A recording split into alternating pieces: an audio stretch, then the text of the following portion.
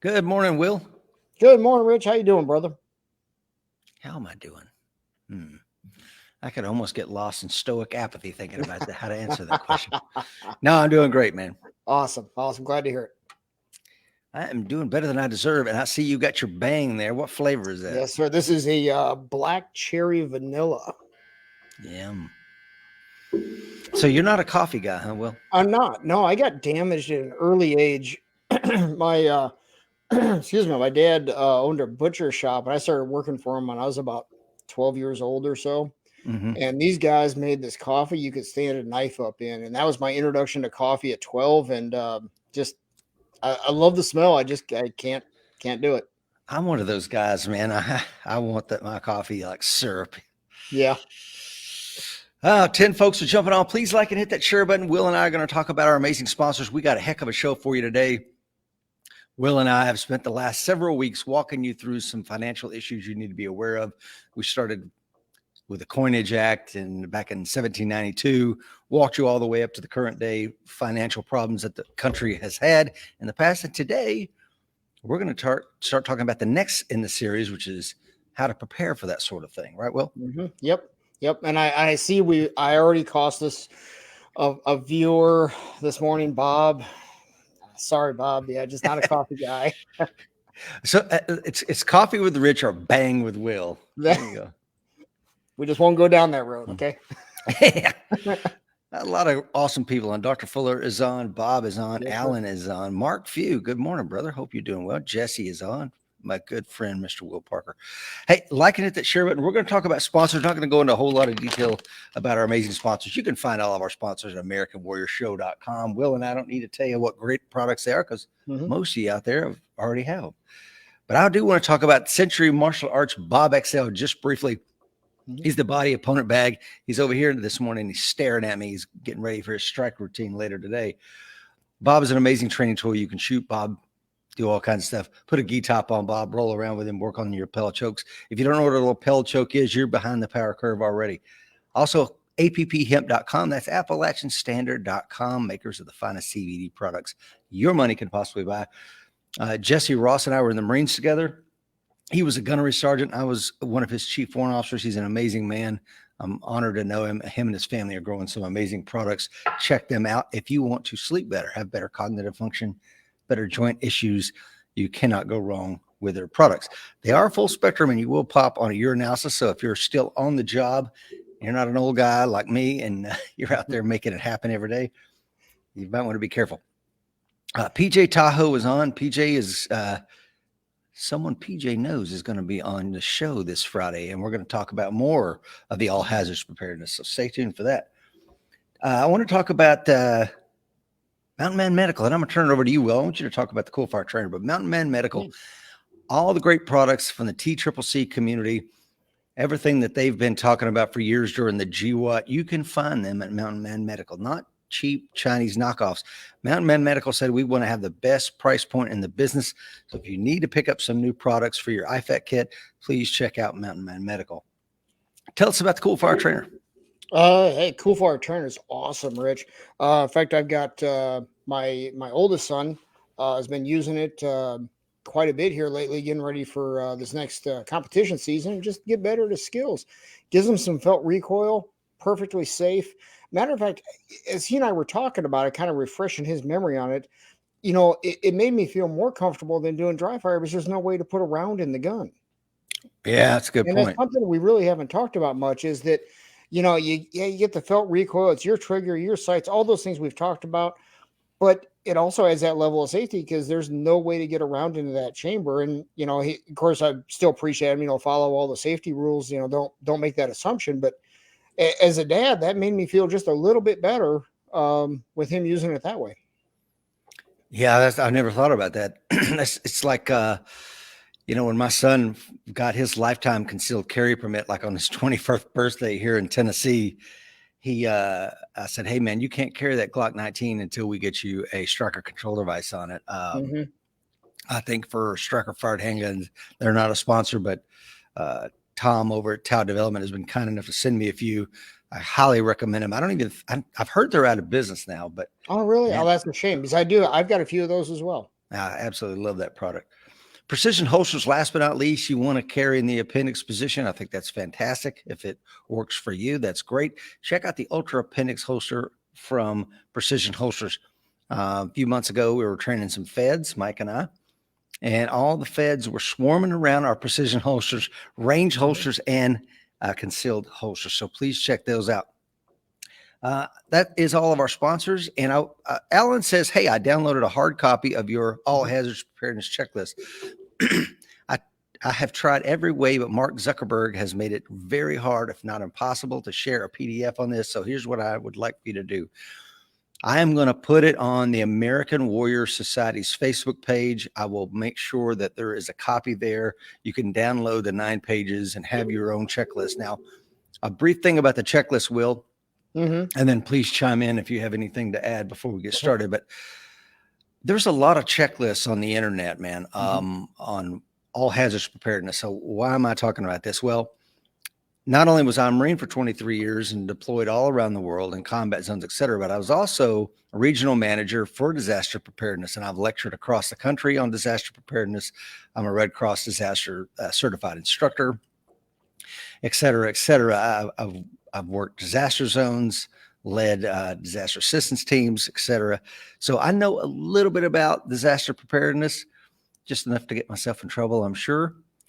But anyway, so I put this list together because I didn't want to just say water, you need water, and cordage, you need cordage. We're going to talk about a little bit more in detail with some of these things, right? Yeah. And, and the one thing I'd put out there, also, I like to use these checklists as good as yours is here, Rich, as a base, as a guideline, and then really start thinking about, okay, what's different in my area? It's going to be different for me in Wisconsin than you in Tennessee, and then different than somebody say in Florida or Texas. Florida or Texas, you don't really have to worry about a heat source too much. Right now, this morning when it's 10 below outside, I'm much more worried about heat source. Yeah, exactly. And that point stands alone. It's going to be specific to where you are, but there are some basic human needs. Like the first one we're going to talk about is water, and you're going to roll your eyes like, I got it, Rich. Well, maybe you don't get it. We're going to talk about some additional things. Another thing I would say is there's a lot of cool guys out there who did time in JSOC or SOCON or something like that have their own list of preparedness items. But I would say, have any of them, led disaster operations? Maybe not. Yeah. The other thing is they, like I did when in my 23 years in the Marine Corps, they benefited from what's called a log train, a logistics train. This for every one warfighter out there, there's at least 12 logistics folks that make sure they get beans, bullets, and Band-Aids when they need them. And what I'm telling you with this list is you have to function as your own logistics train. You have to. There's nobody that's going to be pushing ammo. There's nobody that's going to be pushing hot chow to you. You have to source it yourself. And a lot of times that means obviously picking up the supplies ahead of time or, trying to find a way to scavenge it when the chips are down, right? Yeah, absolutely. And those same, cool guys for all the awesome stuff they've done for our country, their mentality is a sandbox or Afghanistan mentality sometimes in stuff I've seen out there where, I'll just go take whatever I want. Well, that doesn't work in a civilized society that's having a temporary breakdown like what you went through there, Rich. People are going to remember somebody, if somebody comes and takes their stuff, they're going to remember that. And there's going to be a consequence for that, whether it's legal or extra legal. Yeah, a couple of things on that. In a combat zone one time, my commanding officer, I was known as the guy who could get things and find things. Maybe a guy that carried around bolt cutters when he probably shouldn't have. And my company commander, who shall remain nameless, back when I was a Lance Corporal, said, Brown, I want you to get me a trailer. I don't care where you get it, but find me a trailer. Roger that. So the next thing you know, I come dragging back into the company area, a trailer that I had liberated in a combat zone and got it. So yeah, you can do that kind of stuff. Can't really do that so much here without risking a lot of prison time. Yeah. And who's going to take care of your family? If you get caught on the spot doing that, because there's still gonna be law enforcement out there, you get caught on the spot and then hauled off to jail. Who's taking care of your family during this emergency? Yeah. So I get it. You do what you got to do when things like that happen. But again, that's why it's better to be prepared ahead of time. Mhm. And the other thing about this checklist is it's all hazards preparedness. So it could be maybe you live in a hurricane zone, maybe you live somewhere like PJ Tahoe that's getting 12 inches of snow every other night. Uh, Alan Kelly talks about bartering. Dr. Bodson is on. Tony wants us to Mhm. know he has freeze dried water. Will just add water. Oh, perfect. Perfect. Does he have a link for an order form for that? Yeah. So thank you to the 21 folks joining us. Some of the things we're going to talk about, you're going to want to have in your house. Some of the Mhm. things you're going to want in your kit bag. Some of the things you're going to want in your bug out vehicle or your bug in vehicle or your bug in bag. I don't care what you call it or where Mhm. you put it. But I guess without much further ado, man, anything Yeah. else? No, let's get at it, brother. Okay, kind of go talk about another thing I would tell you is the disasters I worked. We would have a team that came in at the very end of the disaster, and these folks had the horrible job of dealing with the deaths during the disaster. And it was one of the final teams that arrived on the ground, and they would be helping pay for people's funerals and make sure they had things like that. And I don't know that there's an official person that does this, but one of the things I did is like, let me look down the list what killed these people.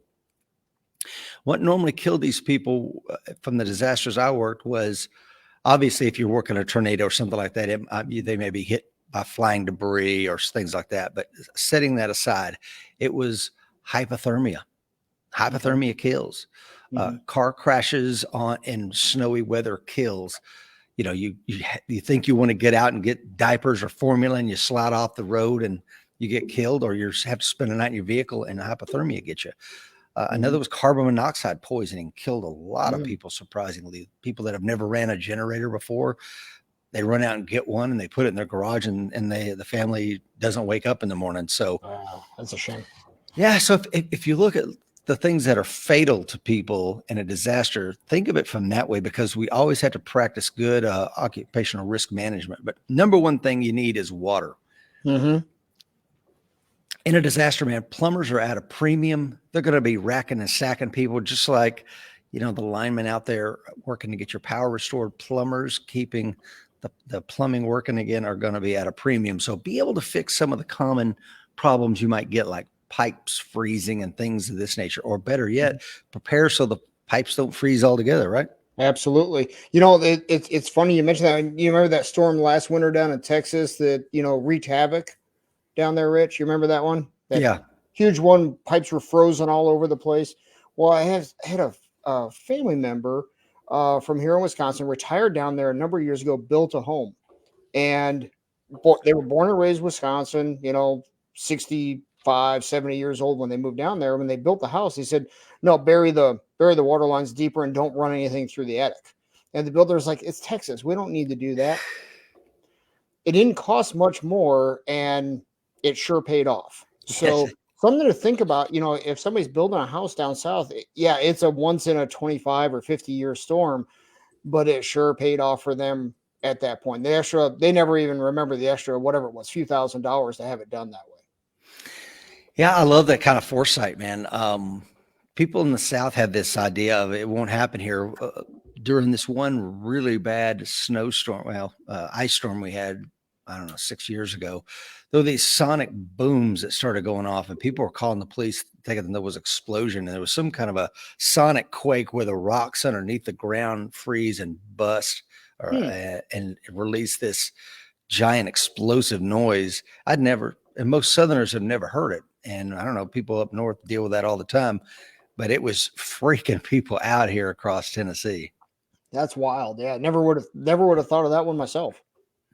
Yeah. So one of the first things I normally do in a disaster like this is tell the kids to start filling up the bathtubs. You just Mhm. never know. I was telling Will before the show, when I was assistant disaster relief director for one disaster, I had a mayor call me, and she's very quiet on the phone. And she's telling me that she's got a real problem. She needs a giant generator right now. And I'm like, man, what do you need a giant generator for? I forget the kilowatt thing. because without the ability to pump the water to the top of the water tower, there was going to be no gravity to feed the water to the town. And without the generator, they would have no water. So I said, I don't have a generator for you, but I can probably get you a tractor trailer load of, bottled water. And that's what we did. Okay. But, it's one of those things you think, well, I'm going to rely on the city. The city will take care of me. You take care of you. Yeah. I mean, let's really think about how they handle the roads and anything else we can name, right? One thing I've got, you ever heard of the water bob, Rich? Yes, I have. Yeah, I've got Tell us a about couple that. of those. Yeah, and it's the first thing on the preparedness checklist that I have for the family is fill those suckers up, because we can always drain them if we didn't need it. Yeah. And my thought is, I'll fill up the bathtubs real quick. And if I need to boil the water because it's going to be in a nasty bathtub, that's fine. I'll do that. Or I'll do the other trick. And that is, you can take a gallon of bleach. Think about this for just a second. A gallon of bleach will decontaminate 3,800 gallons of water.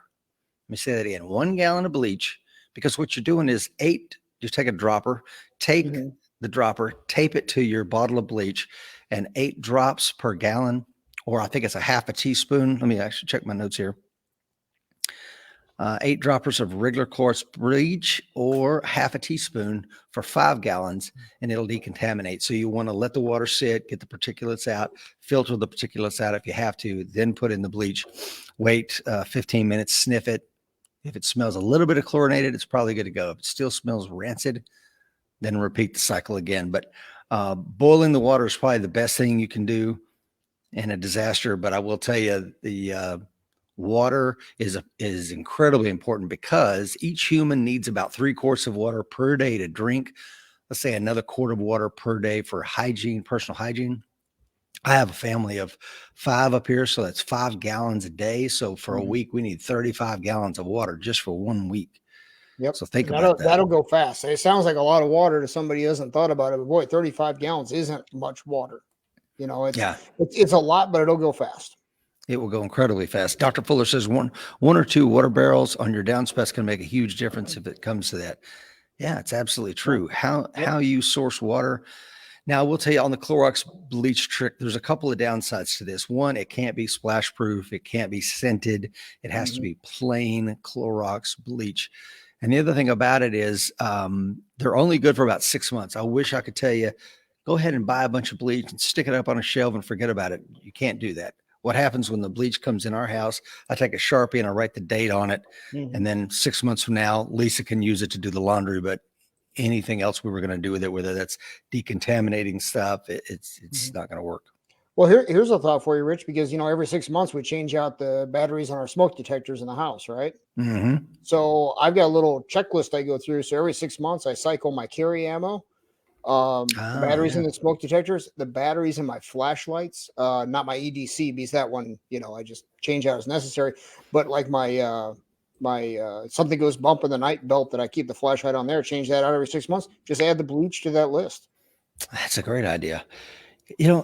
On that note, when the pandemic first hit, well, let's back up. When I was with the Red Cross back then, Ebola was the big thing, and Ebola had finally jumped the shores and made it to America. And you had a couple of doctors and nurses with it here, and it was looking like it was going to run rampant. So the high level meetings that I was attending were all about how do we handle Ebola and other infections like that, diseases. So I remember the doctors that were coming back from working in Africa, and they were just like, you can't have enough bleach. So when COVID started, I told my wife in February, get us as 5-6 cases of bleach. And that's because I'm like, I don't know where this is going to go, but I don't want to be scrambling for bleach. And we got plastic, which we'll get to later, and how to use that stuff. But let's talk about and anything else on water, Will. Next, I want to talk about who is it? TC brought up the water barrels. Yes. Some municipalities will give you barrels for that purpose because they're looking to save municipal water. And the municipality I used to live in did that. Jeff, also your brother there brings up it's illegal to barrel rainwater in some areas. That's true. I remember that was Colorado. I think it was one of them. There's a big uproar over. So check your local laws, or put it behind the house. Yeah, exactly. Put it behind the house. Artificial climate, man. Yeah, like I said, what's killing people in the disasters I worked? And I've talked about this before on the show. A young mother and her newborn froze to death overnight in their trailer. I shouldn't say froze, that they probably died of hypothermia by the time they found they were pretty solid because they lost power and they didn't have a way to heat their modest home. So having the ability to create and maintain an artificial climate is incredibly important, whether that's an AC unit during heat. And a lot of people don't know this too when it comes to what is the most dangerous climate for a human being. A lot of people would say it's a tornado, it's a hurricane, lightning. It's freaking heat, man. Heat kills more people every year than probably all those things combined. So how are you going to manage it if we finally get that rolling blackout across our nation, which everybody's been so fearful of? I know I am. How do we handle that? You know, I came across a weird little thing on the internet, you know, how people survive the depression, something like that. And one of the things they did then during hot weather was they would soak bed sheets in water and then hang them in front of the door. And then when the breeze blew through the doorway, that air would get cooled and it would cool off the shed they were living in at that time. So I'm going to try that this summer. That's not a bad idea. I'm interested in trying some of those things. You know, we lived in Beaufort, South Carolina for 6 years when I was stationed at Parris Island. And if you go on a tour of some of those old historic homes that were built, say in the 1700s or early 1800s, they took all that the whole architecture of the inside of the house was designed to allow a lot of wind flow and how it was channelized through the house. And the ceilings weren't 10, 12 foot high just to look impressive. They were that high to get the heat up there so that you could walk around. Okay. Yeah. A lot of another thing to think about, if somebody's on the road when this stuff happens, because I think about this with all the time I spend in hotels, you can't open windows there without an artificial means to maintain temperature inside those buildings or an office building. Forget it. It's going to be brutal. Yeah. Michael says they're called swamp chillers. Yeah, I've heard that before. A lot of times you'll see these little personal air conditioner things, and really it's nothing more than a fan blowing through a wet sponge or something like that. Okay. Anything else on artificial climate? No, I'm all set there. The one, I guess the final thing I would say is have kerosene. If your supplemental heat source maybe is a kerosene heater, I think that's fantastic, but have plenty of it. Don't think you're going to run out and get it when things go sideways. It's going to be gone already. And the other thing is this. We had a saying in the Red Cross, I've talked about it before, Will, and that is that all disaster is local. And that's kind of one of our mantras. And the Red Cross, the way they do things is blue sky and gray sky. So like blue sky would be like today. It's a beautiful day in East Tennessee. It's cold. It's 21 degrees. However, we can go out and find everything we need. It's a blue sky environment. I can buy stuff. I can prepare. But in gray sky, all that goes out the window. Now you're just dealing with a disaster. So the time to prepare is in the blue sky environment like we have right now. The other thing is when we're talking about all disaster is local, it implies that you can drive out of the disaster and now you're not in the middle of it. Like our good friend who's on this morning, PJ Tahoe, you know, who lives in Tahoe. And, he and I were talking and having the wildfires and all the things that they have up there. But what happens when you can't drive out of it? What happens if our whole entire country is consumed by something? What are you going to do? You're on your own. You're on your own. You know, and I hope you. Yeah, go ahead. And you said something that piqued my interest there. You know, all disasters are local, and that's true. I agree with that. However, as a society, we become very centralized. Everything comes out of Washington, D.C., right? Do they really know what's best for East Tennessee or the middle of Wisconsin? No. And so are they trying to push solutions that aren't going to work? Probably. And some of the things when you get down into what is the solution, and this is the scary part, and I won't go into too much of it because unless you're in this realm, you don't need to think about it. But when you look at some of the high level plans, I would sit in there and go, so the plan is if the New Madrid fault line that runs underneath the Mississippi River ever goes again, and we have a major disaster, and the Hernando de Soto Bridge is knocked out going into Arkansas, and you have, 1 million people trapped inside of Memphis. What is the plan? Well, the plan at the time was we'll set up shelters from Memphis toward Nashville and just herd people down the interstate. I'm like, Yeah. that's the plan? Yeah. And they're like, you got a better one? And I'm like, oh, man. That kind of sounds like some of these post-apocalyptic books I like to listen to on Audible. Yeah. So Shannon brings up a good point, Will. He says he talks about he has a creek on his property and they have bleach on hand and 5-gallon buckets for filtration. That's a great point. Same thing here. I have a pond on my property right now, and I can use that for drinking water if I have to.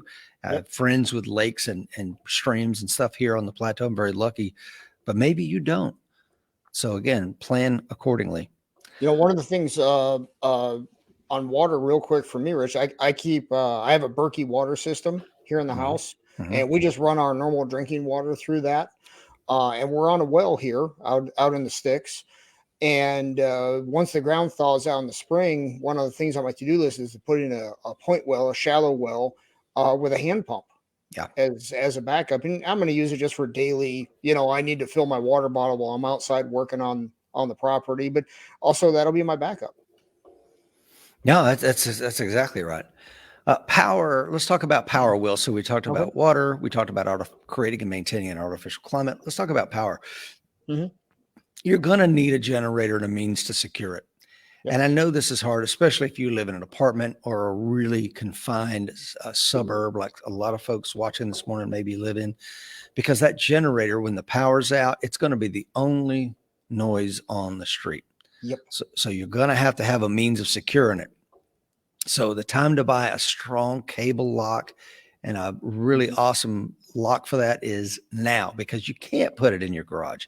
So you're going to have a way to secure it. And another thing I would tell you is, having worked in disaster zones, go by Lowe's or Home Depot. The generators are the first thing to go. And then you'll find that there's a long line waiting for Thursday morning when the backup semi truck shows up full of generators, because the way these large big box stores work is they will pull from Houston and send it to the affected area. And they're really good about that. But what I saw is here in East Tennessee with some of the disasters is you got men standing up there with rifles, and you got mom and the kids sitting in a car. And then they would switch out with, the father would literally hand the rifle to the son would stand there, and the dad would go warm up in the car, and they're waiting for the generator truck. Don't let that be you. Yeah, that sounds like a tinderbox, a really bad experience just waiting to happen.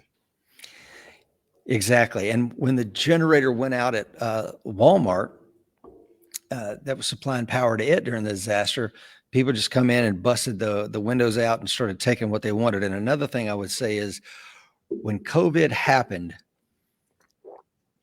the Walmart here in my community, next thing you know, I noticed literally as soon as it started, they started digging holes and putting in these big things to keep people from driving a vehicle through the front. So it's these stores are smart, man. They're thinking about it. So you don't want to be in a fight for a generator because your family is freezing at home, right? Absolutely. I live on a dead end road. First summer I moved in, our old house had a whole house generator. Moved out here and didn't have a generator yet. Had a big storm roll through, which is unusual in Wisconsin. Lost power for 6 days. Didn't have my whole house generator. Had my regular generator, so we kept the food okay. It was not convenient, but we got through it okay. Since then, I've been using now a good sized portable generator with a transfer switch, so I can just power directly off the breaker panel downstairs through a transfer panel. So far, it's worked wonderfully. We have not lost power once. But it sure is peace of mind. And then I got a bigger generator for that. And then I had a smaller one we use for camping. So 2 is 1, 1 is none. So if it's in the budget and you can bring it up over time, a smaller backup one that, I can use the big one to power everything, the AC, the whole bit, keep pretty much life normal. And then if fuel becomes an issue, I can switch over to a smaller one and just keep the essentials running, the fridges, the freezers, that sort of thing. Yeah, that's exactly what we did, Will. And I don't think you and I have talked about that before, but I have um, behind the garage, we created a transfer switch Mhm. and we have a checklist that literally is pinned right above the breaker. So lights go out, you grab the laminated checklist and you start clicking the breakers. You run out there, you fire up the generators, put them on the thing, click them in, hit the transfer switch, and now we're back on power. But the way we shut off certain things in the breaker, like I'm only powering what needs to be powered. Yep, absolutely. See, Doug has a great solution there. If you have an RV, it's an Mhm. amazing thing. Yep. PJ says the ability to travel, which we all take for granted, affects supply lines as well. With our 18 feet of snow here in December, food and gas trucks could not access the area for 2 weeks. So if you didn't plan ahead, you had Mhm. issues. Yes, you did. Yes. And Jeff mentions solar and wind power for his sailboat. Yeah, that is Mhm. something I really don't know anything about either one. And I would love to have a windmill here on the farm if they Mhm. work. Yeah. Will, do you know anything about that? I don't know anything about windmills. Solar, I might be able to give you some insight here pretty soon. I'm putting a whole house solar on. Oh, So I'm going to have almost 18,000 kilowatts running on the roof here by springtime for sure, hopefully in the next 6 weeks. And that will power the entire house. wow, that's awesome. Yeah, Yeah. I can't wait So to hear about that. yeah, I've got one last company I'm coding with, and then going to pull the trigger with somebody. And if for those that are watching or listening later, I would say this, remember, Will and I are not we're not what I would consider doomsday preppers or anything like that. No, We're just people that want to take care of our families and provide for their safety and security. And part of that is preparedness. absolutely. Yeah, it's that peace of mind. Lets me sleep better at night. Yeah. Michael Gentili mentions Living Waters for the World teaches and provides tools and techniques how to purify water in third world countries. They would probably provide additional information if you wanted it. I would sure they would. And there's some amazing nonprofits and non-government NGOs that I worked with in the Red Cross that are doing literally God's work out there. And Hmm. this, I mean, amazing people. And we will talk about some of them as we go along today. Let's talk about communications, Will. Okay. I a ham radio is something that many people watching today are into, and it's something that I have really neglected. It's Hmm. definitely the dark hole in Rich's preparedness plan. But I got a ham radio for Christmas, folks, and I'm going Awesome. to be looking forward to some of you folks that know a lot more about it, like Tony, who's on this morning. I'm going to try to get Tony on the show, and he's going to talk to us about ham radio communications. But because I think there's an over reliance on cell phones right now. And what Hmm. happens when disaster strikes, man? Cell phone towers tend to go down. Yeah, and I know I rely on my phone way too much. That's something I've really become aware of. And ham is something I've has been on my to do list for a couple years now, and it needs to find its way to the top. Yeah, it truly does. And I don't know why I haven't done it for years, but I'm going to get into that world. Another idea is a hand crank solar powered radio. It can Hmm. perform a lot of these functions and be worth its weight in gold in a disaster. Some, even if you can't communicate with your phone, maybe some of your apps still might work. I know the Hmm. American Red Cross has some amazing disaster apps that are absolutely free. Check those out. Another thing, if you want to get out onto the road, like I don't know what the situation looks like ahead. Well, here in the Tennessee Department of Transportation offers a free app, and it gives you real time views from every single what do you call those cameras along the Oh, interstates. yeah. So I can pull it up and take a look at what I-40 looks like, if it's a Hmm. traffic jam or if it's clear sailing. So that actionable intelligence is going to Hmm. help me drive my disaster operations. Anything else, Will? Absolutely. No, along those same lines, just since you brought up the highway thing, keep paper maps in your vehicles. We rely way too much on our GPSs, whether it's a phone or a standalone unit.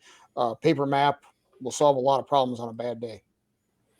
Yeah, that's exactly right. Speaking of that, so my disaster assessment teams arrived in the last disaster I worked, and I can't remember how many. It was maybe a dozen guys flew in, and we didn't. I'm looking around like, okay, who's got maps of the area? And I'm like, nobody. So what we had to do is literally the Chamber of Commerce. We called them, and we're able to get maps for the community. Even though the Chamber of Commerce weren't working, we had those links, called them, and got boxes of maps, because to your point, without them, what would we have done?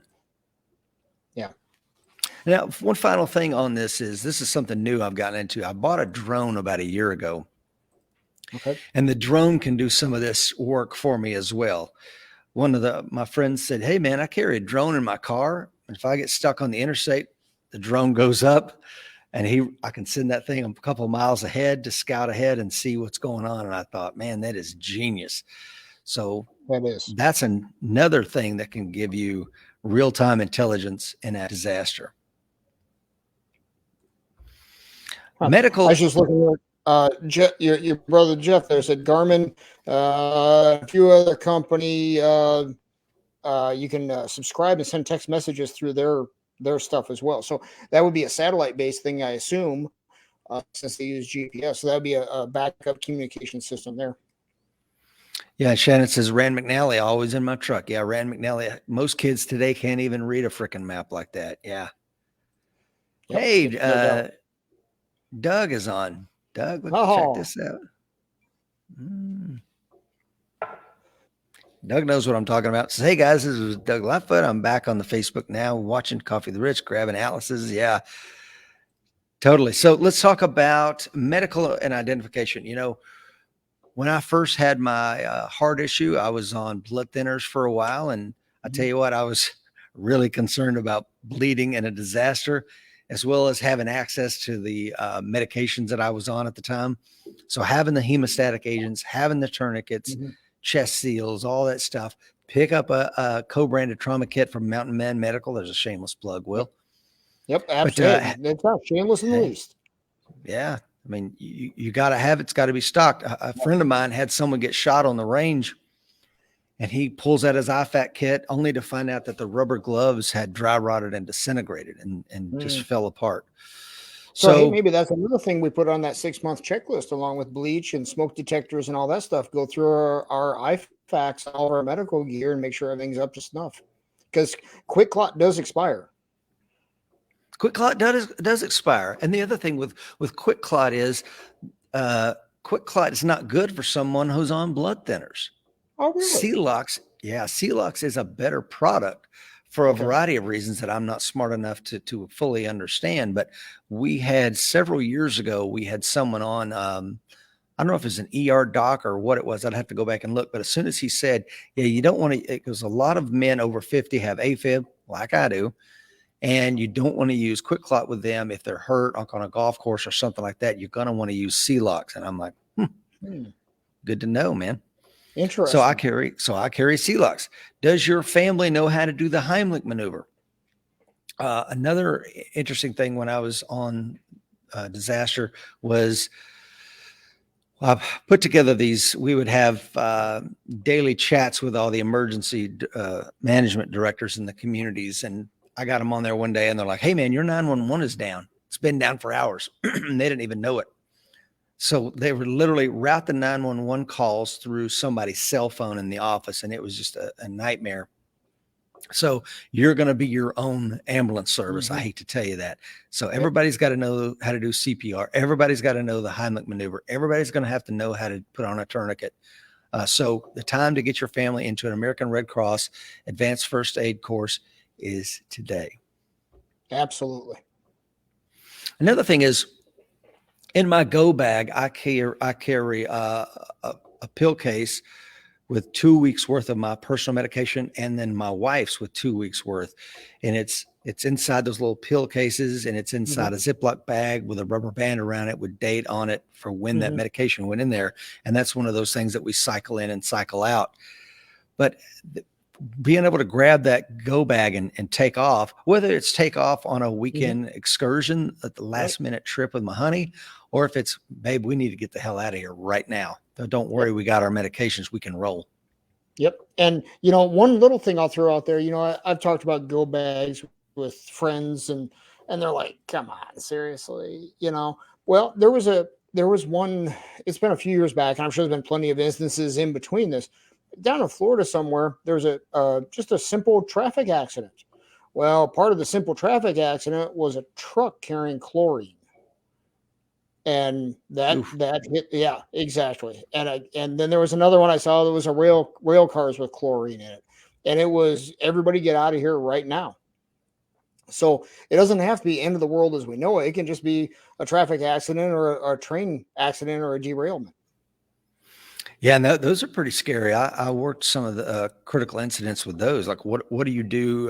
Because of where I live, we've got a couple of nuclear power plants, and we also have Oak Ridge, which is where components for special weapons are manufactured and assembled. Mm-hmm. So, what happens when a train carrying that kind of stuff derails? Yes. Which is another thing. We're talking about prescription medications.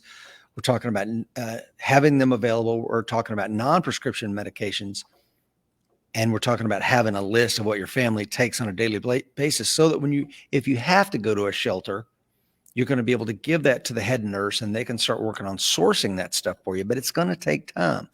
Now, one of the non-prescription medications you might want to pick up is some iodine pills, especially if you live within 50 to 100 miles of a nuclear reactor. I carry Absolutely. that. I carry that in my bag, and I got that idea from another. I don't know if he's a pilot friend of yours, but he's also a captain with a major carrier like you are. I actually carry that in my carry some of that in my suitcase. Yeah, I don't know what's around when I go to a city. I mean, I don't, I can only do so much research when I go someplace to spend 14 hours there. yeah. Also, medications for your pets, which goes back to having enough water for your pets. One of the things I hate to jump back, but with the water is we had pack animals here on the farm at the time, and those animals have to get water. So you might think, well, I've got enough water for me and my family. Do you have enough water for your pets? If your pets take medication, do you have that? A lot of shelters, if you try to get vectored into the shelter, they won't take your animals. Yeah. Another thing on the shelters, man, I hate to tell you, shelters are amazing. They truly are. The people that work in shelters are the salt of the earth. However, they have rules, and sometimes the men get separated from the women. So, you may go in as an integrated family and then find yourself being separated. And then the shelter workers go, okay, the men, this is part of your duties and assignments, and women, here's your duties and assignments, and you're going to be helping and cleaning and cooking. And another thing I would say is have photographs of your family members. If you do get separated and you don't have a family reunification plan, the American Red Cross or the National Emergency Family Registry has a locator system to try to reunify your family. I carry a little thumb drive, Will, that has everything on it, as well as paper backups. But it's one of those things. Thumb drive takes up almost no room. It's got pictures. It's got all of our important documents. It's got passwords, etc. Anything else on that? No, I like that thumb drive idea. As a day-to-day thing, unless you hold on, this isn't emergency preparedness, this is day-to-day stuff. But unless you hold on to old credit card bills, statements that show up, if your credit card gets stolen, what number do you call to cancel your card? All right. So I keep copies of all my credit cards front and back in the as part of my go bag. That way, if that happens, I can go resource it there. But also, if I need to order something over the phone, they don't know if I'm holding a credit card or a photocopy of it. Exactly. Yeah, they have no idea. Let's see. Tony says, Rich, what radio did you get? I got a Bifong, I think it's called. That's what, I don't know if you recommended that to me or who did, but yeah, I'm looking forward to getting into that. Terry says, vehicle with no computer is a plus. I have propane converted Samurai with 200 gallons of fuel stored. I love it. Doug says, I always get 90 days of meds and refill them with a 2-month point. You can effectively save up to 2 months of meds in less than 6 months. Yeah. Waterproof packaging for documents. Yeah, absolutely. And we're going to get to that in just a minute because that's a great point. Now, as far as food, let's talk about food. I'm not going to go down the rabbit hole as far as food, because all I will say is you're going to want to have perishable and non-perishable food items. Talking about high caloric, easily portable food, whether that's protein bars, etc. You're going to need a minimum of probably, I don't know, 3 days to a week, Will, at a minimum, wouldn't you say, for you and your family? Bare minimum. And one thing I'll throw out there on food is don't we're guys. We'll eat whatever. I'll eat rice and beans and then beans and rice. I don't care. But that's not everybody in the family, and typically not the ladies. So some comfort foods in there are a good idea. You got to be careful. You can't throw a candy bar in a hot vehicle in Tennessee in the summertime. However, something other than just the basics or a bunch of MREs we got somewhere are a good idea, because it's a stressful time, and a little comfort food, a little chocolate, trail mix, whatever it might be, can go a long ways towards morale.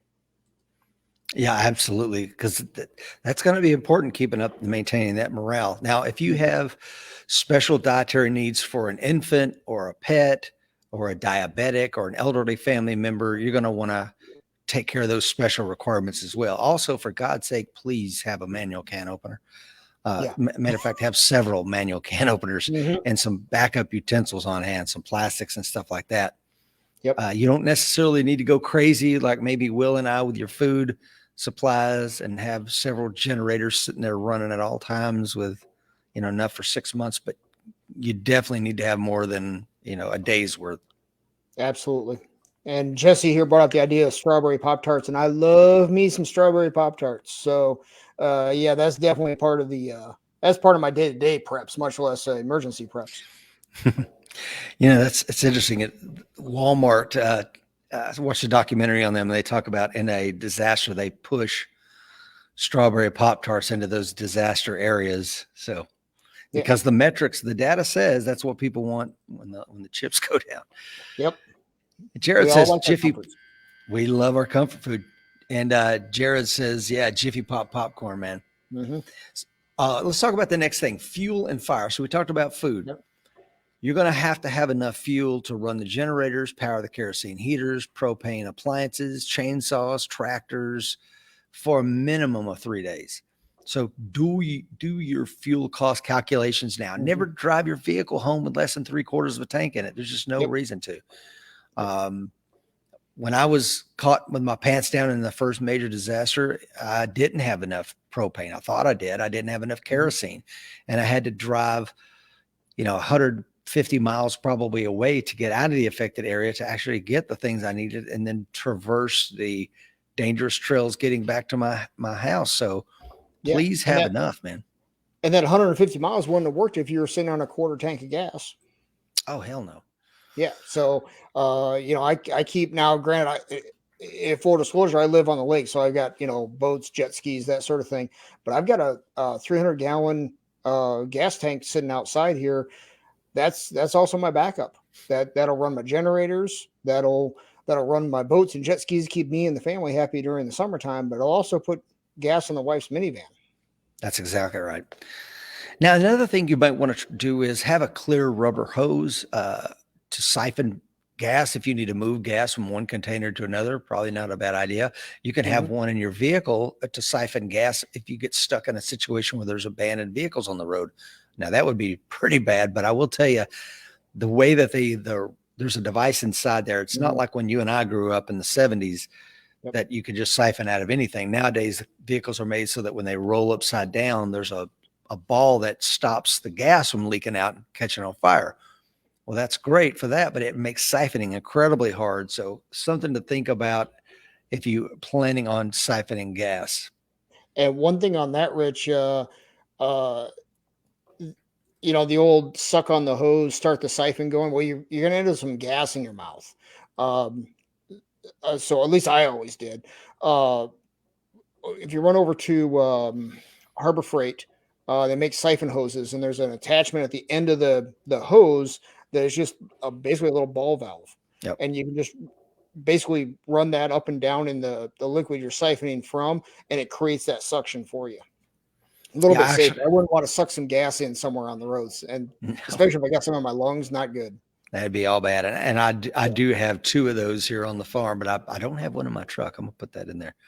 Will Parker talks about Frito corn chips work 2 ways: food and fire starters. If you didn't know that, take a Frito corn chip, light it on fire, it burns beautifully. Same thing with those little MRE packets of peanut butter. I used to have a little portable stove that ran on heat tabs, and I would take the peanut butter if I needed a lot of fire and cut it open and then put the heat tab inside of it and light it, and it would burn for about an hour, so I could boil multiple things of water with it. Yep. Let's see what And else we got here. Also, when we talk about fuel, I'm also talking about fire fuel for the fire. So that in my case, that's wood. I have a giant wood burning stove in our house, and my barn, every stall in the barn is filled with firewood. So in the spring, I will start collecting firewood again so that it can sit in the barn and season. And I have a relationship with a sawmill down the road. I get a really good price. But so when I say fuel, I'm talking about wood, I'm talking about candles, I'm talking about propane, I'm talking about kerosene, matches, lighters, all that kind of stuff. Anything else on that, Will? it's funny you mentioned that as I stand in front of one of my fireplaces here. I was going to try this yesterday. It was another one of those silly little things I ran across on Facebook. It was talking about taking a toilet paper tube or a paper towel tube, filling it up with dryer lint, which is incredibly flammable, and using that as a fire starter. So I keep an eye on Facebook Marketplace, and there's wood shops out there that they're doing projects and they're using seasoned kiln dried hardwood, and they're having these scraps. And I've got a trailer load full of scrap that was basically 1 inch by 1 inch oak, 20-foot lengths. I filled up a car hauler for $20. Yeah. And spent an afternoon with a chainsaw cutting it up and tying it in bundles for $20 and an afternoon's work. I got about 3 years worth of kindling that will light off like you won't believe. Yeah, that's a great one, man. Here in our town, we had it went out of business, unfortunately, but they made axe handles and hammer handles out of hickory. Okay. So you could get kiln dried seasoned hickory, the ones that they couldn't use, and you could fill up your truck for, like you said, $20, $15. It was so cheap. Yeah. And so we did that for a long time until they shut down. And I know the barbecue joints around here did the same thing. They would go down there and use it. Tony talks about Vaseline soaked cotton balls. I have that in my go bag. That's a must. Yep. PJ absolutely. says agricultural supply stores like Tractor Supply, etc. Great resources for preparedness. I absolutely agree with that. Yep. Let's see. Michael says survival of the fittest. Those of us in urban or suburban environments will be the first to go. Well, you're going to be the first to be challenged. You're absolutely right about that, Michael. Yep. And whether or not, as an overall, I agree with this statement, but the people in those environments that are more prepared and can keep some operational security going, I think you can do better than the average bear down there. Yeah, you can. Now, another thing is being that I do heat my house with wood means I have everything I need to burn my house to the ground. And in a disaster situation, you're going to be your own first responder when it comes to fires too. So make sure that you have everything you need as far as several fire extinguishers, battery operated smoke alarms, carbon monoxide detectors, have a small fire extinguisher in your bug out vehicle. So when you get out on the road. So it's another thing to think about when we talk about fuel and fire. For sure. Let's talk about sanitation, man. Here's something that a lot of people don't think about. If you're shut up, and well, maybe they do now that we've had COVID, but certainly back in the day, they didn't necessarily think about it. If you're shut up indoors for long periods of time, sanitation is probably going to become a concern. And I know we saw this with, we had the norovirus run rampant through this one giant shelter we had set up. And almost everybody in the shelter got sick. I mean, they were projectile vomiting out of both ends, and it was a nightmare. And I remember I called the shelter. I said, "Hey, I'm on my way. What can I bring you?" And they're like, "Every bit of sanitation equipment you can get." So I found a store that was open and literally just raked my arms across the shelves and spent almost $1,000 at buying everything they had. So you don't want to be in that situation. So have plenty of stuff on hand, toilet paper, toothbrushes, feminine products, man. A lot of guys don't think about that. Have that stuff. If I got 2 daughters and a wife, have that stuff on hand, soap, liquid detergent. We talked about a little while ago, regular Clorox bleach. Man. And we can talk all the cool guy gun stuff, sectors of fire, blah blah blah. Yeah, well, if you're down with food poisoning, you're not any good to anybody. You're no good to anybody. Yeah, exactly. So, a little bit of good sanitation practices go a long, long way. And I don't know what happened in this particular shelter, and I will tell you that the ramifications of how bad that was in that one shelter carried on for months. We kept going back to these meetings with the state nurses that came in to help us and the Red Cross nurses, and like pointing fingers and who dropped the ball in the sanitation. But you pick through the pieces later on who shot John and what bad happened. But in that moment, it was absolutely horrific watching these people suffer. So washcloths, baby wipes, at least 2 5-gallon buckets with lids, one that you can use to get water from a creek or stream, one if you have to use as a toilet or who knows what. But man, having that before the disaster is a key. Absolutely. Let's talk about trash bags, Ziploc bags, tarps, etc. Trash bags are going to be needed, and you're going to need lots of them to handle the trash, the debris, clean up, aid in waterproofing. Tarps and a black plastic roll is incredibly important, because what ends up happening a lot of times is the integrity of the roof gets damaged and water starts coming in your roof, and that's all bad. It can turn your house into something livable and survivable into an absolute nightmare. So having a giant tarp that you can tarp your house up is incredibly important. And a moment ago, Michael mentioned some of the NGOs that work in disasters. You have Samaritan's Purse. I worked a lot with them. The Southern Baptist Conference Men's ran a chainsaw team and roof tarping teams, and they would come through the affected areas. A lot of times our Red Cross disaster damage assessment teams would say, hey man, Mockingbird Lane, there's 8 houses that have been ravaged and they need the roofs fixed, and the Southern Baptist guys could come in there and tarp them up. But again, it may be a couple of days before they can get there. There's Team Rubicon, which is comprised of veterans that work in these disaster areas. But again, their resources are very limited. You're going to have to be able to take care of yourself. Yep. And I'll tell you what, man, I don't think anybody watching this right now is of the mindset, oh, I'll just wait for somebody to come along and help me. Hey, that's great if we get some help, and we'll be thankful for it. But I'm not going to just sit around and be like, well, somebody will show up. Well, hopefully they do. And hopefully they have enough supplies when they get to my house. Well, that's a great point. A lot of times it's the most vulnerable out there that need those. If you're a healthy husband and wife team and you got a couple of kids, man, they're gonna go down to the little old lady or the 80-year-old couple down the road that can barely walk to the toilet, and they're gonna help them tarp. You're gonna be on your own. So square yourself away and have the ability to do it. If your plan is, okay, Rich, I got the tarp, thanks for watching. Okay, cool. What's your plan to get on the roof to tarp it? How are you going to hold it down? What kind of cordage are you going to use? Yeah. And, I see it also not as just a responsibility to my family and you to your family, Rich, but also to my neighbors. I don't want them to get to my house and say, well, we'll do your house, but that 80-year-old couple down the road, they're just going to have to suffer because we didn't know about them. Well, know your neighbors and know what kind of state they're in. And if they show up and you can handle your own roof, you go take care of those older folks, those more vulnerable people.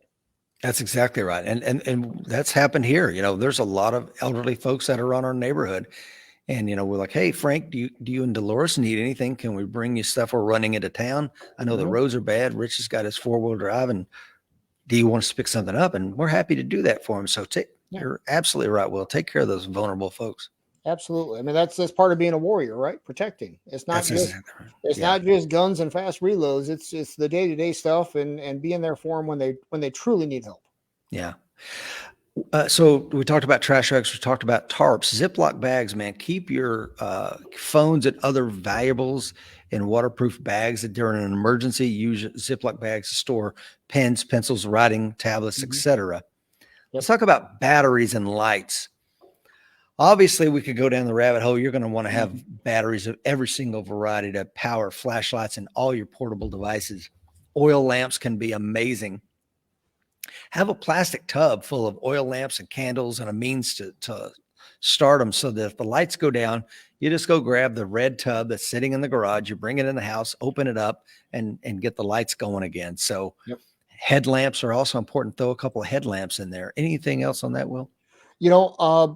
For both the batteries and the lights and the trash bags, Ziploc bags, and the tarps, this is also stuff we use day to day.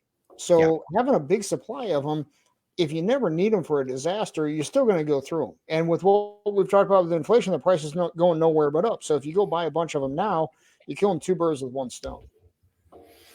Yeah, exactly. And when we talk about the plastic tubs I mentioned a moment ago, I had a friend of mine who was in the path of Hurricane Katrina, and they had to bug out and leave their house. And one of the things that they did, thankfully, as they were leaving, was they took all the family photos and some of the computers and like PlayStations and stuff they couldn't leave with. They already had the tubs in the house. They threw out the old blankets and crap like that and put in all the sensitive stuff. And then they put them on the top of their closet. Mm, And what ended up happening was, of course, Katrina came in, the roof was punctured, the house, the water came into their house, I think to up to 6 feet. But because they had done that before they left their home, all that stuff was completely saved. Yep. None of it got water damage. None of it got ruined. And even though the house was a total loss, so a little bit of pre-planning and prevention can save yourself. Yep. Hey, one last thing on batteries. I use Eneloop, Eneloop, Eneloop batteries, rechargeable batteries around the house. If you got young kids, don't. I tried it when my kids were younger. It didn't work. They threw them away. But I just recharge the batteries. It's so much easier and over the long term more cost effective. And then if an emergency happens when you fire that generator up for a few hours a day to power everything, you can recharge your batteries versus having. And I also have regular alkaline batteries too, which you can get pretty cheap off Amazon. Those Amazon basic 100 packs of batteries aren't that much. But then you've got redundancy and the ability to recharge even off a small solar panel. Well, again, and they're pretty cheap now, so the time to buy them is probably now. As supply chains continue to suffer here in America, it's planned now. Let's move into clothing and PPE. PPE being personal protective equipment.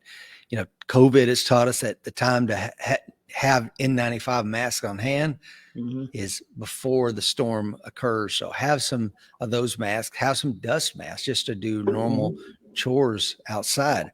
You want to have a good pair of boots that are waterproof and well insulated. And at a minimum, you should never, ever, ever go into a disaster with anything but closed-toed shoes on, because with all the debris around, I mean, think about it. I see people wading through ankle-deep water, but you don't know what's in that water.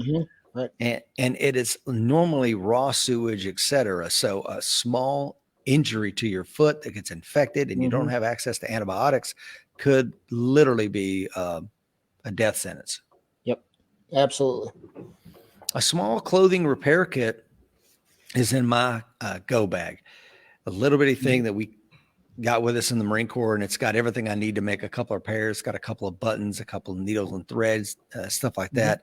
But is an absolute must. Gloves for the entire family. I'm not just talking about the kind that keep your hands warm. I'm talking about the kind that you're going to use to pick up debris. If you've ever been into a tornado or a hurricane, you know that pieces of twisted steel are laying all over the place, and barbed wire and tin. And you need something to pick that up with. Yep. Anything else on that? On gloves, also those kind of what would you call them? Like a heavy duty kitchen glove. Yes. So I have some. I've got the regular, like the latex gloves, like for medical. I've got some of those kitchen gloves. I don't know what the right name is for those. And then I've got, of course, we got heavy duty work gloves, just like I'm sure you do there on the farm, Rich. So have those in between choices as well, because those heavy duty kitchen ones will also keep your hands dry. Yeah, my bump in the night belt has, I've got a good pair of leather gloves on there that I used to use here on the farm. Now they're just hanging by a rubber band if I need to break them off and put them on. And I also carry, latex gloves. But if you're latex allergic, get some of the, what are they called? Nitrile, yeah. Yeah. Well, another thing when we talk about PPE, man, consider the sun. Have some hats that you can protect yourself from the sun, or sunscreen, etc. If you're going to be running chainsaws and stuff like that, or gunfire, you may want to have some little foamies that you can put on, or better yet, some electronic earmuffs so that you can keep communicating. Just some things to think about there. Sure. Next, let's talk about keys, computers, passwords. You're going to want to have a backup set of keys to every single thing in your home, whether that's your vehicles, your house, printed copies and of your usernames and passwords to all your family's most important websites. If you're credentialed, you may want to have backup copies of those close at hand. laptops and stuff like that. Crush proof, waterproof containers is a must if you're going to be bugging out with all that kind of equipment. Another thing is maybe practice the bug out. If the plan is to bug out, if you live in an area that's hurricane prone or wildfire prone, where you can't just sit and weather out the storm, you really do have to get out sometimes, then practice what the bug out looks like. How long does it take you? When I was in charge of those plans for Parris Island, I didn't come up with a plan. I had my senior enlisted Marines come up with a plan, then back brief me, and then we sit down and briefed everybody, and then we practiced it. And so just some things to think about. Anything else there? Well, as far as the bug out goes, as far as the practice of it, make it part of if you enjoy camping or you're going somewhere for the weekend, make it part of that. Don't just run, in a certain direction just to have a weekend away or go camping up there. Use that as your dry run for your bug out. Get a twofer out of it, and then see and live off your preps for that couple days while you're camping or what have you. Yeah. And then you're going to cycle your stores as well, because during that 2 or 3 days you're camping, you're going to go through the food you had, and you're going to go, oh, you know what, rice and beans, and then beans and rice kind of sucks for 3 days. Yeah. Maybe we need to change something. Exactly. So now it's funny, I was just going to say during combat, I had my wife and my grandparents and stuff sending me like Texas Pete to put a little bit of flavor in those MREs after eating the same MREs for several months. Trust me, it gets brutal. And I also had them send me some seasoning salts. So carrying that around in my butt pack so that I could take a normally, meal you could barely eat and make it into something a little bit more palatable is a great idea, Will. Yeah, and it's we can all sit here and talk about, I don't care, I'll eat whatever. Yeah, talk to me in a week. Right. Yeah. Talk to me in a month. Talk to me in a couple months. Yeah, we'll see. It's easy to talk tough when the refrigerator is full of choices. One thing I do is kind of a day-to-day thing as well, is because my memory isn't what it used to be. On my phone in the notes section, I have the websites and passwords, but I use a code for the passwords in case my phone gets corrupted. So for instance, I'll have like old address will be the numbers for part of a password.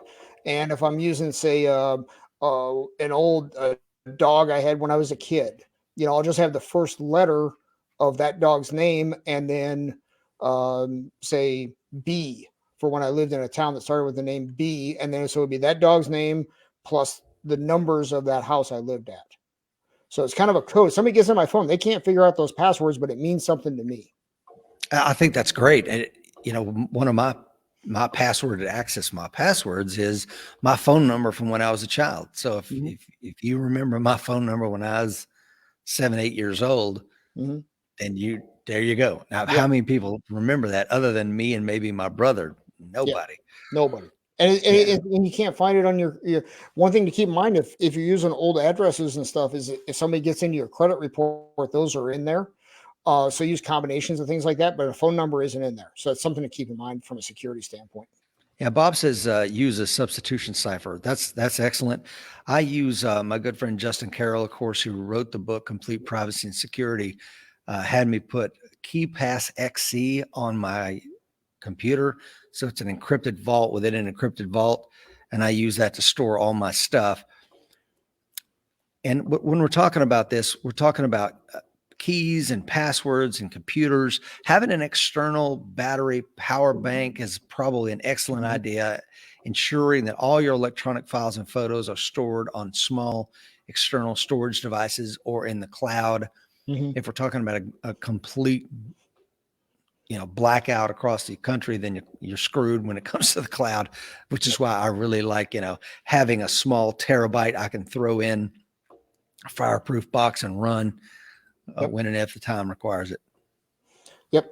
And one thing I do is next week we're going to get into the financial side of it and have some cash in the house. I have one of those small fireproof boxes in the master bedroom, and keep the cash in there along with important documents and stuff like that. The house catches on fire, you just chuck that out the window and then get ourselves out. So it's a quick and easy way to make sure that happens. And if something goes wrong in the world, I know where everything is.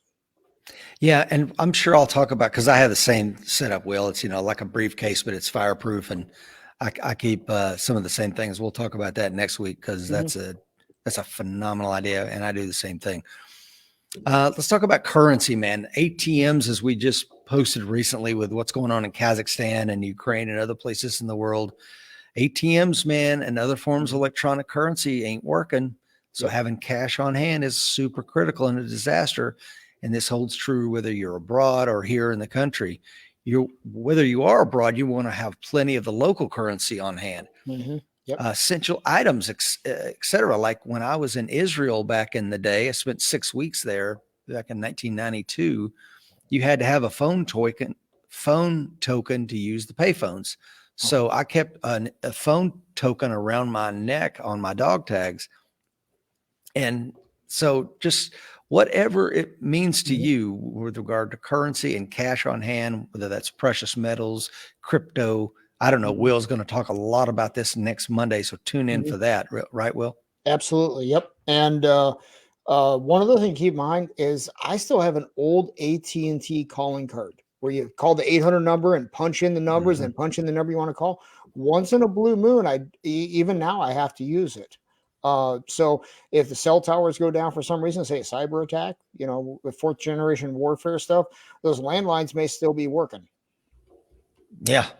Yeah. That's a great point. And oftentimes they do. Let's talk about maps and GPSs and things of this nature.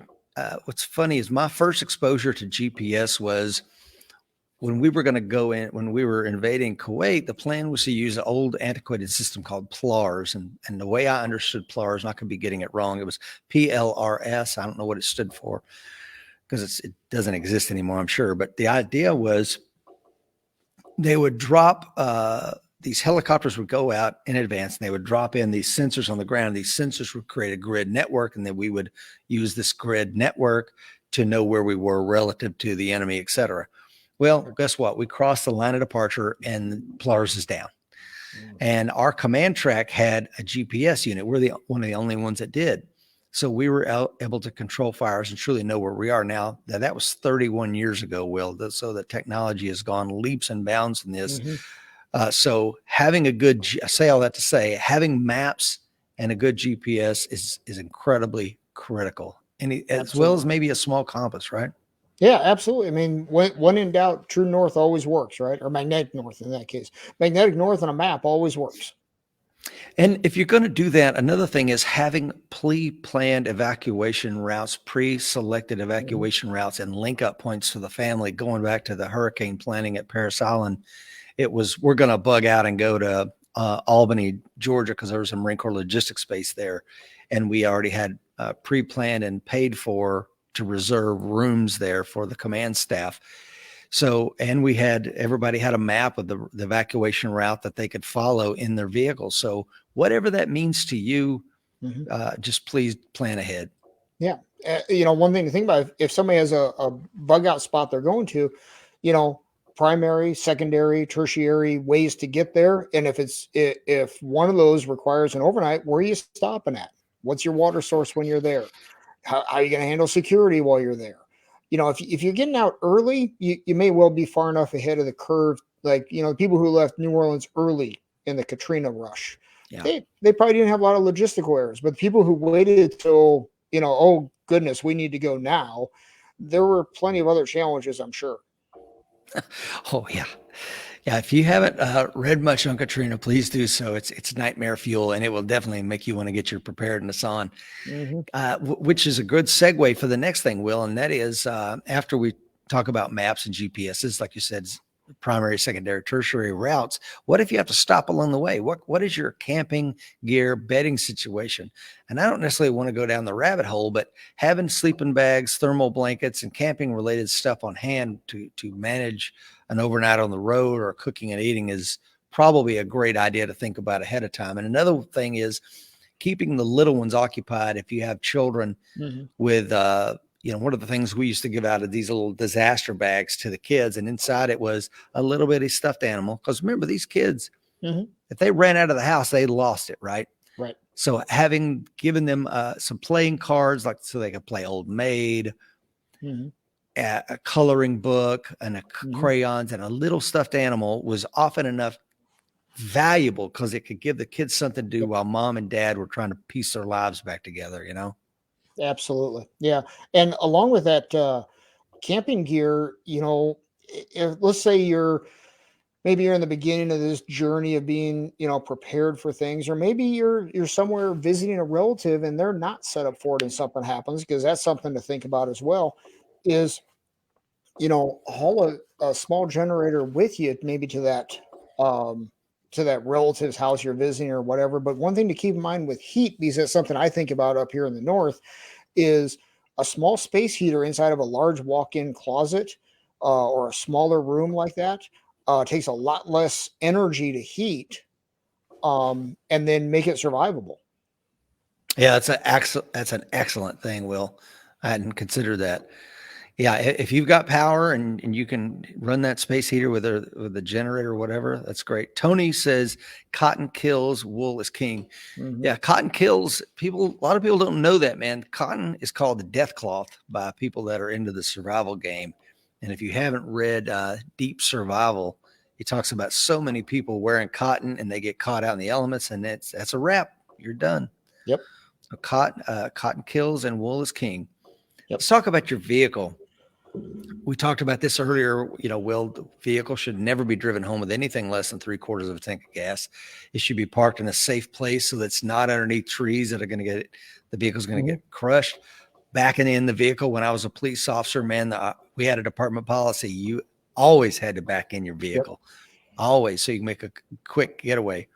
Yep. Your vehicle's your vehicle is your main source of mobility. And of course, it must be well maintained. And as we've said before on the show many times, mobility is a key to survivability, having options.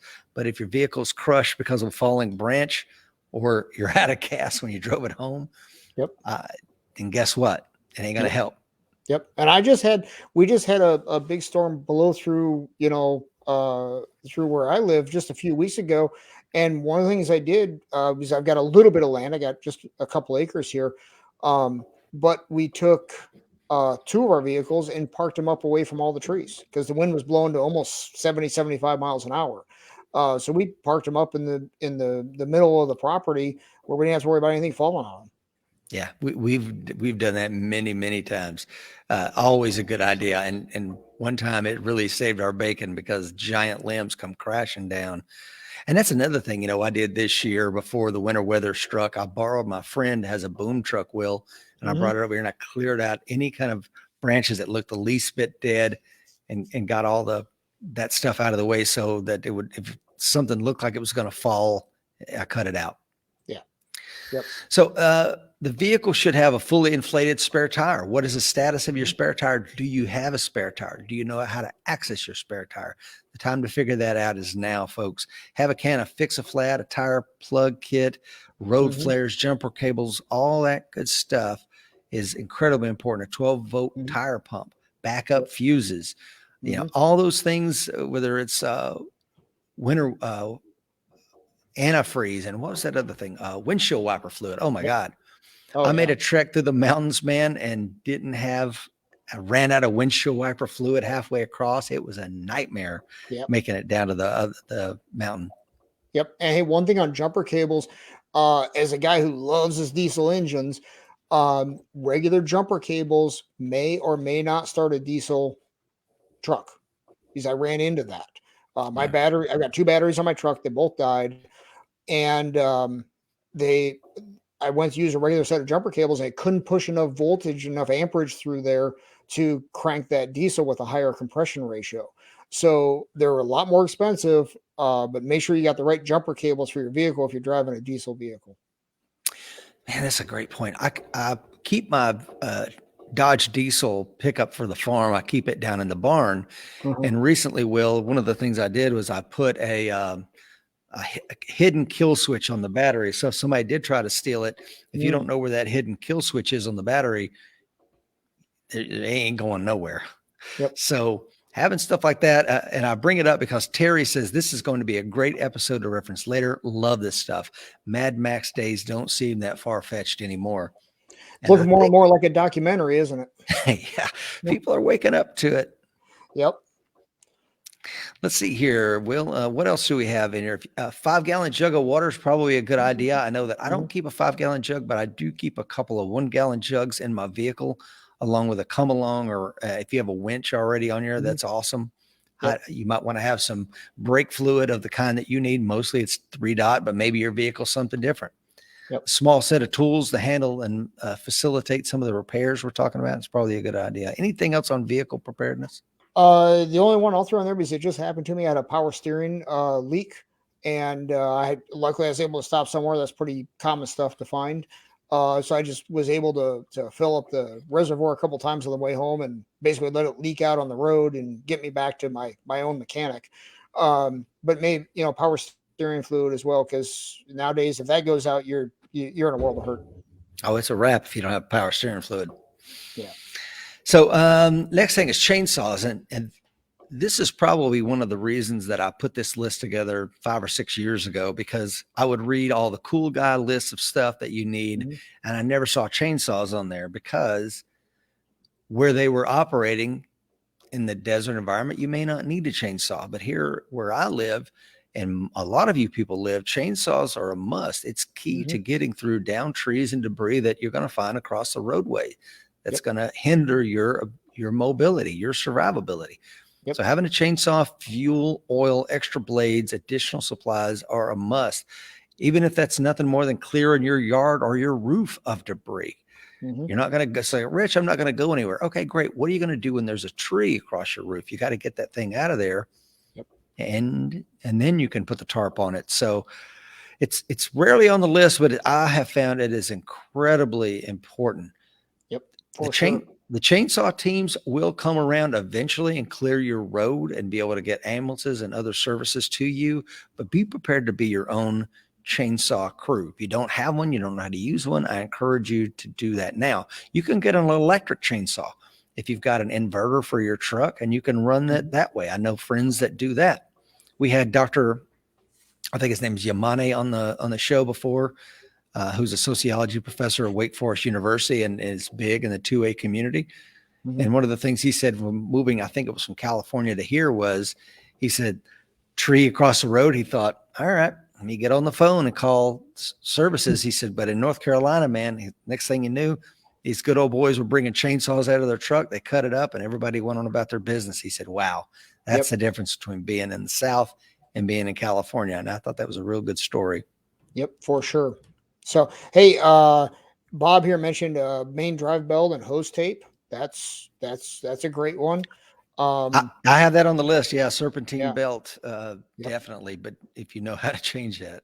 Yeah. And that's one just as more of a day-to-day thing. Anytime I have something done on one of my vehicles, they have to take that belt off to get to something else. I just haven't replaced the belt if has any age on it at all, because it doesn't cost you any more in labor. It just costs whatever the belt costs, which is pretty minimal. Yeah, they're not expensive, but having one you need it, man. That main drive belt, that thing goes out. Once again, it's a wrap. Yep, you're toast. And Jared says keep an extra chain with your saw. Yeah, in the chainsaw tool, man. The other day, somebody didn't put my chainsaw tool right back where I always keep it, and I'm like, ugh. Yeah. And Jared's out there in Montana. He knows all about that. For sure. Tony said on the topic of self-sufficiency, start a garden, even in tiny spaces. For sure. So next, we're going to talk about breaching and securing tools. One of my biggest fears, man, when we had horses on our property was a tree snapping and collapsing and falling across the fence and my horse getting out. So now not only am I in the disaster, but I'm going to have to corral horses and expend a lot of time and effort and energy to do that. So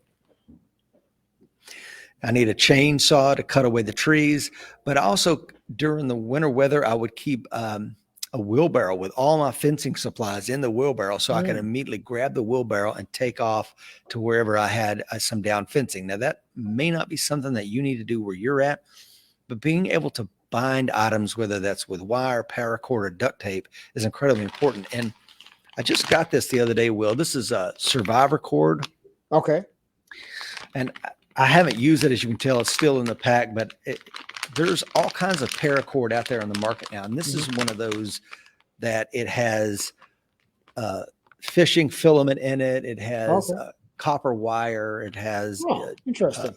waterproofing cords so that you can light it and use it as a wick. It's got all kinds of stuff. This, I don't know if it's $20, whatever it is, 100 feet. Yeah. But I'm going to change out all the cord once I use it and like it. And where normal paracord is 550 tests, this is 620, I believe. So I'm going to change out all my cordage in my bag and use something like this because it gives me the ability to use different stuff. Yep, I carry cordage in the vehicle, of course. Traveling a lot, I carry some cordage in my suitcase. We've seen what's going on in the travel industry right now, and if you got to tie somebody up, paracord will work. Also, just that I had it sounds silly, but it's another one of those times where being a little prepared saved me inconvenience. I was away. We used to go to a campground all the time, and I'd taken a ladder out there to do some work, left the ladder there, came home, went out the following week in a different truck and needed to get the ladder back home. But since it wasn't my regular truck, I didn't have my supply of bungee cords and straps and ratchet straps and that sort of thing. But I did have cordage in the truck. So I just used some 550 cord to strap that ladder down. Yeah, it's not the end of the world, but it saved me an extra 2 hours of drive round trip, or running out and buying something, being inconvenienced that way. So I just wrap the cordage back up. It's back in the truck. Yeah, that's a great point. And when we get, eventually we'll have I'll put some videos on here of how I set up my truck. And I'm sure that most folks on here may have a better setup than I do, but I do keep I keep a large plastic lockbox in the back. And one of the things that's in there is a tow strap. I can tow people out. I've had to do that quite a bit, and you make a friend for life if you do that. Sure. Yep, for sure. And when it comes to duct tape, man, a lot of people have black duct tape and some sort of olive drab tactical tape. I actually go the opposite way, Will. My duct tape is yellow caution duct tape with black lines on it because I want it high vis. Sometimes when Mike and I are teaching a class, we'll have to run power cord out to the computers or whatever. And I'll use that to tape the wire down so people don't trip. And it shows you where the trip hazard is. And if I have to secure something, I want to know that is only duct tape that's holding that together. And you need to change that out for something better. But what's really cool, being able to secure stuff, carrying some extra locks, keys for those locks, but absolutely being able to breach a lock if you lose a key in an emergency is incredibly important. So keeping a hooligan tool, bolt cutters, or things of this nature in your kit is a good idea. Of course, as I've mentioned before on the show, as a former cop, I've arrested people when I caught them with a bunch of burglary tools. So having the why you need them, you need to be able to explain that. Yep. And there's a guy running around Wisconsin who looks a lot like me who also carries lock picks. I'm not very good at it. It's too many years as a child watching Magnum PI, I'm sure. But if worst comes to worst, give me a little time, I can get through a lock. Yeah, same here, brother. I carry lock picks with me too. Survivor Cord is the name of this. I think TitanSurvival.com. Shannon wanted to know what the name of it was. And again, full disclosure, I have not used it yet. It had great reviews on Amazon. I'm going to check it out and stand by for a review on it. Also, we talked about backup locks, but if you live in an area that's prone to wildfires or hurricanes and you need to jump, having prefabricated boards, plywood boards, prefabricated for the windows of your downstairs is a great idea. But the time to build those is in that blue sky environment. So another thing I would tell you is use some sort of decking screw that has a unique bit to take those off, so that not just every a-hole with a freaking cordless drill and a Phillips driver head can take them off. Yeah. Which reminds me, keeping a fully charged cordless drill is also a really good idea, and those decking screws. Anyway, another thing that I've heard, and I haven't done this yet, is keeping some 3M security film, or having that covering your windows, especially if you live in a hurricane type or tornado alley like Mr. Seeklinder does out in Tulsa. Putting that 3M security film on your windows so that a flying 2x4 doesn't take your head off. I also keep rolls of chicken wire. If things really got to the Mad Max point, I can put that chicken wire on the inside of my house. This is something that they did in Rhodesia to great effect. Okay. Hopefully we'll never get to a situation like they had in Rhodesia with the Bush War, but having chicken wire over your windows keep you a little bit safer at night. Anything else on that, Will? Nope, that's it, bud. Okay. Coming up on the end here. Last but not least, is this the last one? Let me see. Firearms and yeah, here we go. Yep. Firearms and knives. And I know this is a gun-centric show. I'm not really going to tell you what kind of firearms and knives you need. I mean, if you're watching this today, you probably already know. All I'll say is that handguns are more portable than long rifles. Yep. And that's the same thing for folding versus fixed blade knives. But these are the enabling conditions that you need to think about. And if you're watching this show this morning, you probably know already what kind of firearms and what kind of knives you're going to need in a grid down post-apocalyptic nightmare or the pandemic. I mean, what are your thoughts on that, Will? Well, I was hoping we were just going to debate 45 versus 9mm for maybe the next hour and a half. Yeah. So, it just, to me, a bug out like this is really just an extension of your everyday carry. I'm not going to switch up what I'm going to take on a bug out versus my everyday carry as far as a handgun goes. I may add to it with a rifle platform, but I'm not going to change up my primary because that's what I'm comfortable with. I know how it shoots. I'm comfortable with it. I know the trigger, et cetera, et cetera. This isn't a time to pull out a different gun, and add another layer of complexity to our plans. If you want to add something, if you got an extra bin, you throw in the truck that has, maybe other guns, spare mags, spare ammo, so on and so forth. Add to what you have. Don't totally change out what you have. No, solid advice. Speaking of solid advice, Tony says a folding knife is a broken knife held together with a pin. Absolutely. Yep. Jared says, is there a good tips and tricks book that came out of Rhodesia? Man, I wish I could say there was. I've had to read a lot of books on it to piece together what little bit of information I have. Some of the good books that come to mind are Mokiwa by Peter Godwin, The Last Resort. I think the gentleman's name is Rogers. There's also Don't Let's Go to the Dogs Tonight by Alexandria Fuller. When the Crocodile Ate the Sun by Peter Godwin. There's several, but there's nothing that I have found that really goes into the level of detail I wish that was out there because everybody planned and trained differently.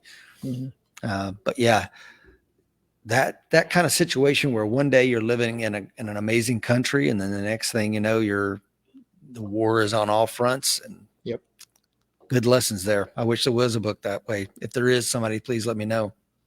Yeah, absolutely. Be good. Well, good to learn from other people's experiences as always.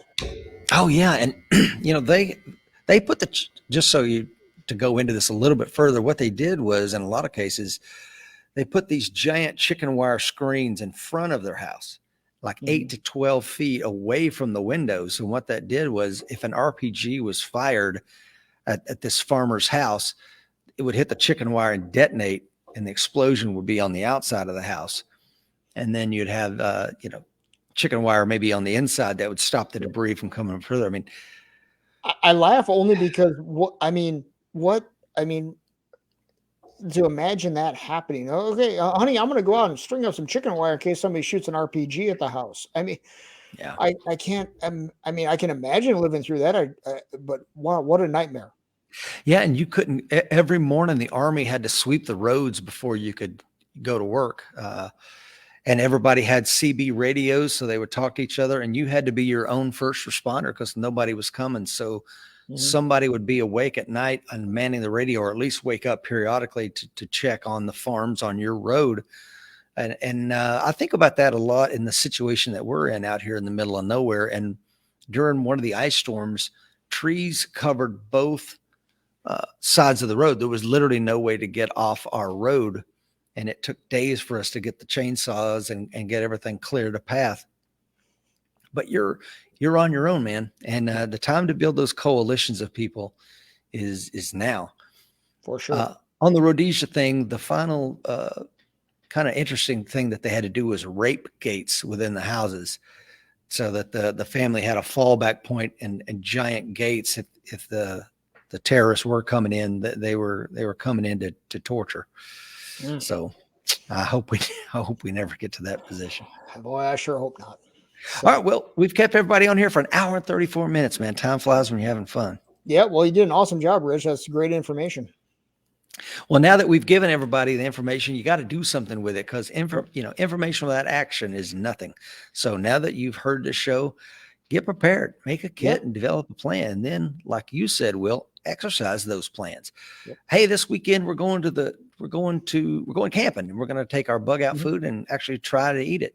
Yeah. And see if that works. We're going to use our comm plan. We're going to use our evacuation routes that we pre-selected. Make a game out of it. It doesn't have to be painful, folks. Exactly. Yeah. Make it fun, especially if you got younger kids. You don't want to scare them. Make it fun. Hey, we're going to have an adventure this weekend. That's the way when my kids were younger, that's how I approach it with them. We're going to have fun. This is a game. This is an adventure. And then they were all into it. They thought it was cool. They weren't scared. You know what's the difference between an ordeal and an adventure? What's that, Rich? Your mindset. There you go. You can turn any ordeal into an adventure if you just change the way you perceive it. So for sure, I'll leave you with that thought right there. Anything else, Will? No, sir. That's it. Take us out, please. All right, guys, the fight's coming. Be ready.